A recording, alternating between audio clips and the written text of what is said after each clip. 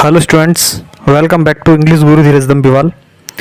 Students, today I will tell explanation of the chapter The 100 Races Second written by E.L. Estes. Students, if you watching my video for first time, so please subscribe my channel and don't forget press the bell icon so that you can get notification whenever I upload a video. So students, आज हम पढ़ेंगे CBSE class 10th की जो book है उसका chapter है the 100 Races Second, जिसे लिखा है E.L. Estes ने. E.L. Estes was an American children's author and a children librarian. E.L. Estes based the story The 100 Races on her real life experience as the girl who received Peggy's hand-me-down dresses. तो students, पहले वाले video में हमने आपको the 100 races first के बारे में बताया था. अब द 100 रेसेस सेकंड के अंदर जो लेखक वो बताता है कि हमें किसी भी व्यक्ति की भावनाओं को ठेस नहीं पहुंचानी चाहिए. हमने कोई किसी भी पर्सन हो उसकी भावनाओं को ठेस नहीं पहुंचानी चाहिए. स्कूल में सभी लड़कियां वांडा थी, जो पोलैंड वासी एक लड़की का मजाक उड़ाया करती थी, परिणाम स्वरूप उसने स्कूल छोड़ दिया. मतलब एट लास्ट उसने स्कूल से छोड़ दिया. तब उन विद्यार्थियों में जो वांडा को चिढ़ाया करते थे, एट लास्ट उसके अंदर उसकी भावना पैदा हो गई और पैगी और मेडी तो उसके घर भी जाती है ताकि उसे स्थान छोड़कर जाने से रोक सके. एट लास्ट इस चैप्टर में बताते हैं कि उसको जब उसे लगता है तो पैगी और मेडी उसके घर जाते हैं, लेकिन वहाँ पर उन्हें नहीं मिलती है क्योंकि वो पहले ही वो शहर छोड़ चुकी थी. तो वो अपनी गलती को स्वीकार करने के लिए उसे एक लेटर लिखती है. वांडा क्रिसमस के एक दिन पहले इवनिंग में मिस मेसन को एक पत्र लिखती है. वह सभी क्रिसमस की शुभकामनाएं देती है और उन्हें अपने चित्रों को उपहार में उन्हें देती है. मतलब हम कह सकते हैं कि ये जो सेकंड पार्ट है इसमें क्या होता है कि फर्स्ट पार्ट में तो उसके साथ जैसा ट्रीट किया था, फिर उनका जो कंपटीशन हुआ था जिसके अंदर वांडा है जो उसने 100 पोशाकें उसने बनाई थी. अब इसमें क्या होता है, सेकंड पार्ट में क्या होता है कि वांडा जो पोलैंड वासी के लड़के मजाक उड़ाते थे, उसने स्कूल छोड़ दिया था. तब वांडा को जो चिढ़ाती थी लड़कियां, जो पैगी और मेडी थी, वो उसे घर जाती है क्योंकि उनको पता लगा कि वो स्कूल नहीं आ रही है. तो उन्हें लगा कि सबको हर्ट हुआ है. वो गई लेकिन उस घर पे गई लेकिन उसको नहीं मिली क्योंकि शहर को उसके परिवार वाले वो सब उस शहर को छोड़ चुके थे. एट लास्ट वांडा वो अपनी गलती फील करना चाहती थी, अपनी गलती मानना चाहती थी. तो इसमें क्या होता है कि वांडा है वो क्रिसमस डे से एक दिन पहले मिस मेसन को एक पत्र लिखती है और सभी को क्रिसमस की शुभकामनाएं देती है. और जो उसके जो ड्राइंग उसने बनाया, चित्र उसने बनाए थे, वो सभी को उपहार के रूप में उनको दे देती है. अब स्टूडेंट्स, इस वीडियो को मैंने बताया था एनिमेटेड वीडियो के थ्रू हमने इस चैप्टर को भी हमने सोल्व किया था कि एनिमेटेड वीडियोस के आप अच्छे ढंग से आप समझ सकें. तो स्टूडेंट स्टार्ट होता है. हेलो दोस्तों, आज का चैप्टर है द 100 रेसेस 2. उम्मीद है आपने द 100 रेसेस 1 देख लिया होगा. तो चलिए दूसरा चैप्टर शुरू करते हैं. सभी बच्चे रूम्स में लगे हुए डिजाइन्स को देख रहे होते हैं. तभी प्रिंसिपल ऑफिस से एक मॉनिटर आता है और मिस मैसन को एक नोट देता है, यानी कि एक लेटर देता है. फिर मिस मैसन उसे उस लेटर को बार बार पढ़ती है और फिर अपने हैंड्स को क्लैप करते हुए अपने पूरे क्लास को कहती है, अटेंशन क्लास, अपने अपने सीट में जाके सभी बच्चे बैठ जाएं. फिर मिस मैसन कहती है कि मेरे पास वांडा के फादर की तरफ से एक लेटर है. तभी पूरे क्लास में डीप साइलेंस और एक्साइटमेंट बढ़ जाता है. बहुत ही ज्यादा डीप साइलेंस हो जाता है पूरे क्लास में. और फिर मिस मैसन जो होती है वो टीचर, वो अपने ग्लासेस यानी कि अपने चश्मे को एडजस्ट करती है अपनी आई में और उसके बाद वो उस लेटर को पढ़ती है. उस लेटर में लिखा रहता है कि dear teacher, my Wanda will not come to your school, even Jack also.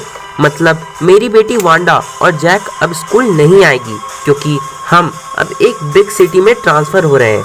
अब हमें कोई भी चिल्ला के पोलैक नहीं बुलाएगा क्योंकि हम जिस सिटी में जा रहे हैं उस सिटी में और भी फनी नेम्स हैं. Yours truly, Jack Petronski. इस लेटर को पढ़ने के बाद क्लास और ज्यादा साइलेंस हो जाता है. मिस मैसन अपने ग्लासेस यानी कि चश्मे को उतारती है, उसमें ब्लू करती है और उसके बाद अपने हैंकरचीफ को निकाल के अपने चश्मे को पोंछती है और उसके बाद वापस से उसे पहनती है. फिर मिस मैसन कहती है कि मुझे लगता है मेरे स्कूल के कोई भी बच्चे, कोई भी लड़का या लड़की किसी भी लड़की या लड़के के नाम को फनी वे में नहीं बुलाते होंगे। हो सकता है उसने ये लेटर थॉटलेसली लिखा है, मतलब बिना सोचे समझे इस लेटर को लिखा है। फिर मिस मैसन कहती है कि मुझे लगता है तुम लोग भी मेरे जैसा ही फील कर रहे हो के अंदर से, और आज बहुत ही अनफॉर्चुनेट और सैड चीज हुआ है, तो मैं चाहती हूँ कि आप सभी इसके बारे में सोचें। उस दिन का फर्स्ट पीरियड एक स्टडी पीरियड होता है और मैडी अपने आप को प्रिपेयर कर रही होती है ताकि वो लेसन को अच्छी तरह से समझ पाए, पर वो अपना दिमाग वर्क पे नहीं लगा पा रही होती है।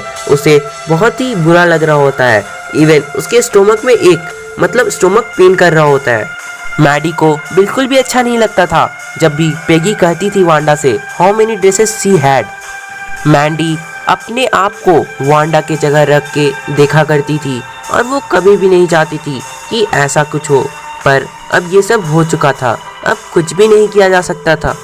मैडी चाहती थी कि वो वांडा को कहे कि वो कभी भी वांडा की फीलिंग को हर्ट नहीं करना चाहती थी। फिर मैडी सोचती है कि वेदर पेगी फील बैड और नॉट, मतलब पेगी को बुरा लग रहा होगा कि या फिर नहीं, पर मुझे कुछ करना होगा ताकि वांडा पेट्रोन्स्की मुझसे रूठे ना और वापस इस स्कूल में आ जाए।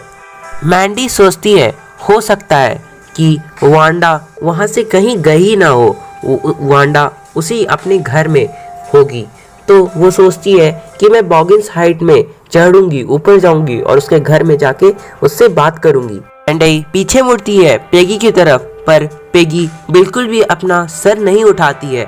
ऐसा लग रहा होता है कि पूरे क्लास में सबसे ज्यादा ध्यान वही दे रही होती है। मैंडी सोच रही होती है कि वो जब वांडा से मिलेगी तो वो बताएगी कि उसने कॉन्टेस्ट जीत लिया है और लोग उसे कितना पसंद कर रहे हैं और वो कितनी स्मार्ट थी, और जो 100 ड्रेसेस वांडा ने बनाया था वो कितना ब्यूटीफुल था।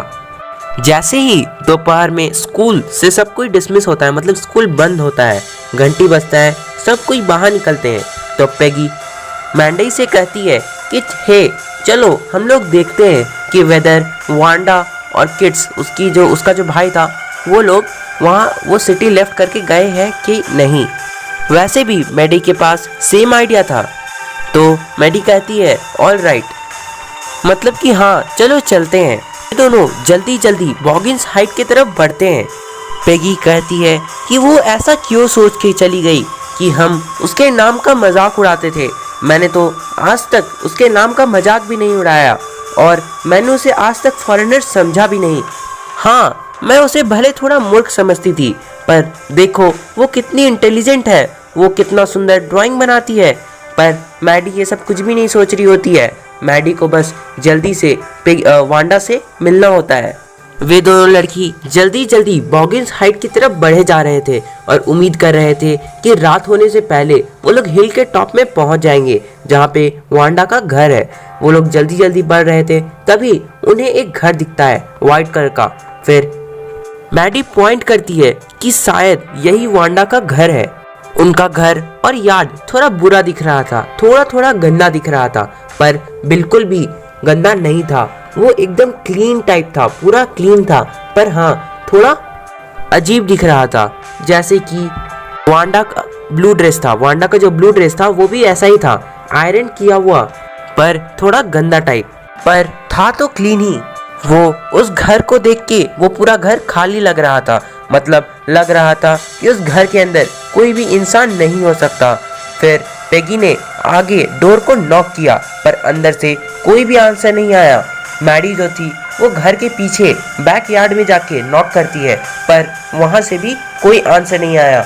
तो इससे साफ क्लियर हो जाता है कि वहाँ पे कोई नहीं है, यानी कि वांडा और उसके पेरेंट्स और उसका भाई सभी कोई वो सिटी छोड़ के जा चुका है। अब उन्हें सॉरी कहने का कोई होप ही नहीं बचा था, क्योंकि अब वो वांडा से नहीं मिल सकते थे।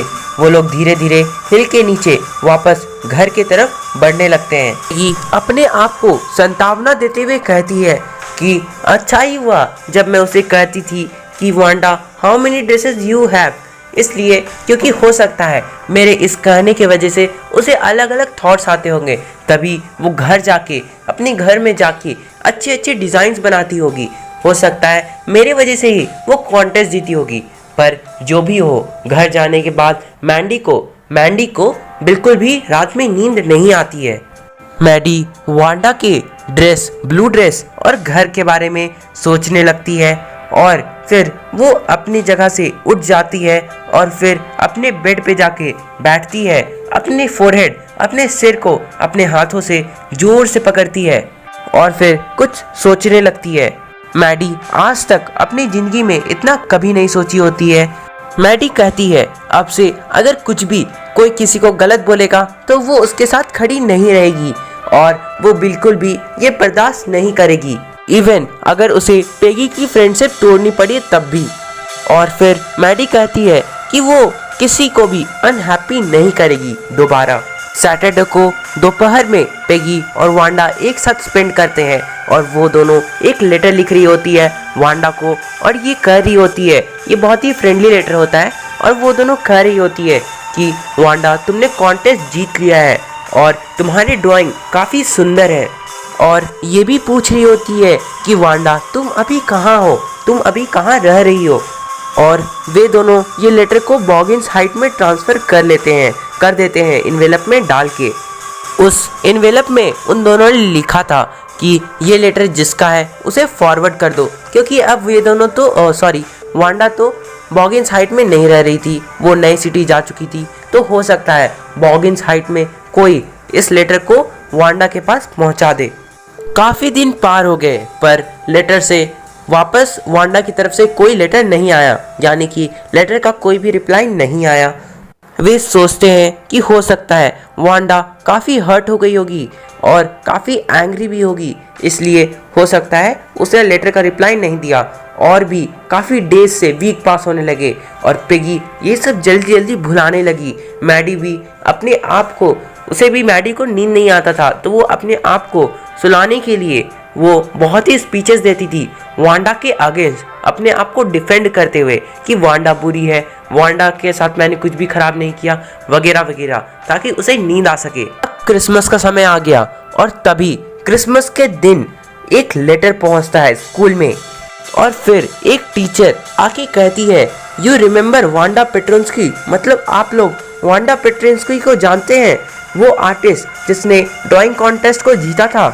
उसने हमारे स्कूल के लिए एक लेटर भेजा है और हमें पता चल गया है कि वो अब कहाँ रहती है और अब हम उसे जो मेडल है उसे ट्रांसफ़र कर सकते हैं उसके एड्रेस पे। और फिर वो लेटर पूरे क्लास को सुनाती है। क्लास काफ़ी साइलेंट हो जाता है और काफ़ी इंटरेस्ट के साथ उस लेटर को सुनता है। तो वो लेटर कुछ ऐसे शुरू होता है, dear Miss Maison, how are you and room 13, please tell the girl they can keep those 100 dresses because in my new house I have 100 new ones all lined up in my closet. I did like that girl's Peggy to have the drawing of green dress and the red trimming and her friend Maddie to have the blue one. For Christmas I miss the school and my new teacher does not equalize with you. Merry Christmas to you and everybody. इस letter से तो ये पता चलता है कि Wanda को वो लेटर मिल गया था जो पेगी और मैडी ने उसे भेजा था, क्योंकि इस लेटर में पेगी और मैडी के लिए ही लेटर था, ये स्पेशली उन्हीं दोनों के लिए लेटर था क्योंकि उनका नाम भी इस लेटर में जिक्र हुआ था। उस लेटर में बेसिकली लिखा हुआ रहता है कि मेरे पास जो ग्रीन ड्रेस जो मैंने ड्राइंग की थी वो आप प्लीज़ पेगी को दे दीजिए और जो ब्लू ड्रेस मैंने डिज़ाइन की थी वो आप प्लीज़ मैडी को दे दीजिए।